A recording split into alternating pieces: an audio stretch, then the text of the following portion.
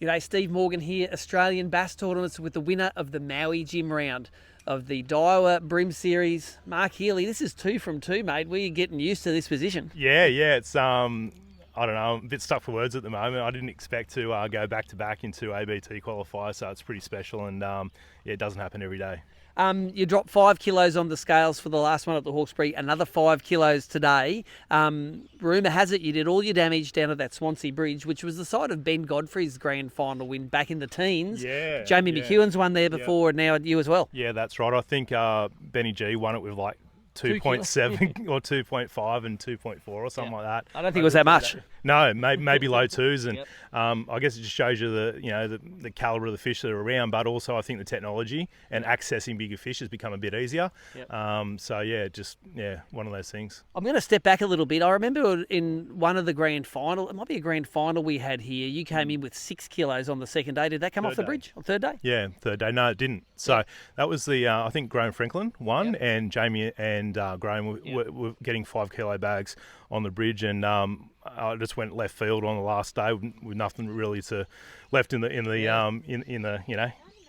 tank, and came in with 6 kilos. So it was pretty special to do that in the last day of a 3-day grand final as well. It's crazy that you catch 6 kilos in the spot you don't even go there in this event. Yeah, exactly. So I think that area too, it gets a lot of traffic now. Okay. So it's you unearth it. Yeah, yes, I think so, and it doesn't really produce those bags that they used to. So roll us through your 3 days. You got out of the water on practice. You said it was the first time you'd been on the lake for over a year. Yeah. Last time I fished Lake Macquarie, even though I live on the lake, last time I actually fished it was probably 12 months ago in a teams event. And so getting back on the water, it was a bit of a pre-fish day. Was a bit of a look around. It's such a big area. I didn't want to try and go everywhere because I just would have been driving all day. So I just picked a few key areas that I thought might work this time of year, and obviously the bridge was one of those. And visited and pulled up, and sure enough, Jamie was on the bridge. And the mayor of the bridge, I think he is. Yeah. So I got my little pass into you the got your ticket stamped. Ticket in, and.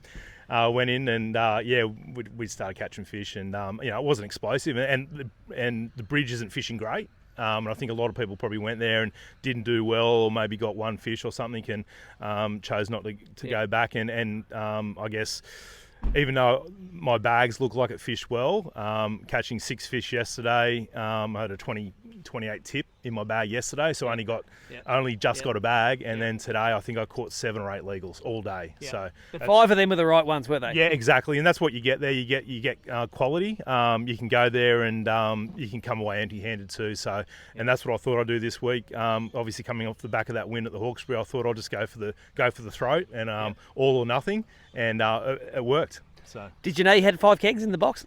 It felt pretty heavy. It's hard to tell because I have a really big brim in there. It was like over a kilo, but the rest were tarwine today, and I'm just not sure on lengths and that what they actually convert to as opposed to brim. So I wasn't really sure. I thought I had probably 4.5 kilos, but quite pleased to see it tick over 5. Take us through your gear you used. This is not the same gear which the last interview you said you use for everything, but you don't use it for everything. I use that for everything inside the lake. When I'm fishing the bridge, you need some pretty serious gear. And this is an extraction tool. This is a Shimano X Pride. So it's a 266L, 2-piece, and it's a bit shorter too. So when you're under the bridge and that, you're not hitting the rod tip on the top of the overpass. It's really like short little pokey casts. You can load it up. You can put extra weights on your crab if the current's flowing to get them down. Put a little P sinker on there or whatever to get it down, and it's really an extraction tool. So fishing like 6 and 8 pound leader. I fished 6 yesterday, got blown away by an absolute monster, and I thought, well, I'm just going to rig up with 8 for everything. So that's the Shimano X Pride. I've got that paired to a 2,500 twin power, and that's 6 pound Kariki braid and 8 pound Ocean leader. So it pretty much is the same, except just the rod you've gone light. Listen, I still took 4 of those rods this weekend for fishing flats and boats and those type of things, but this did the damage today.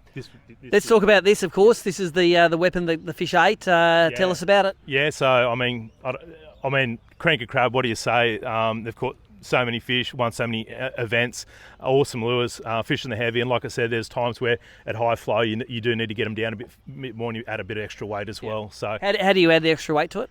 So you can either run a split shot straight down there like a sinker, like a ball sinker, or you can get like a little snake lock head and put it on there and that weights it down as well. So at the end of the day, like, it doesn't look very natural, but the fish still seem to eat it. So that's how good a cranker is. You can put a one ball sinker on there and they still eat it. Yeah, I know. It's pretty amazing, isn't it?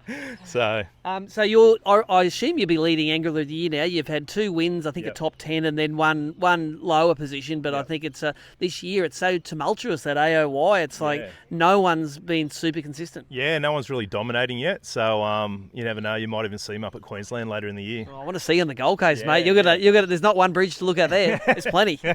Yeah, well, probably. I think I'd actually enjoy fishing up there. So I've done lots in Victoria, and I've been to Tassie a whole heap and stuff. But I've never actually done a lot north.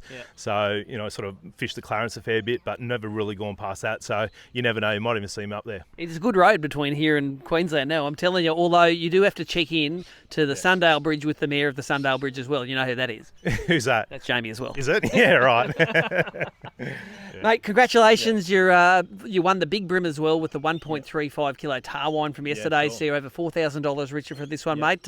What happens to the checks? They go in your pocket, or does Karen get them when you get home? Kaz. I think Kaz has got her eyes on this one. So the last one went back into the boat and a bit of fishing tackle. So I think I better look after the bride on this one. Yeah, fair call. Good stuff, mate. So maybe that might get you the brownie tickets to get up there.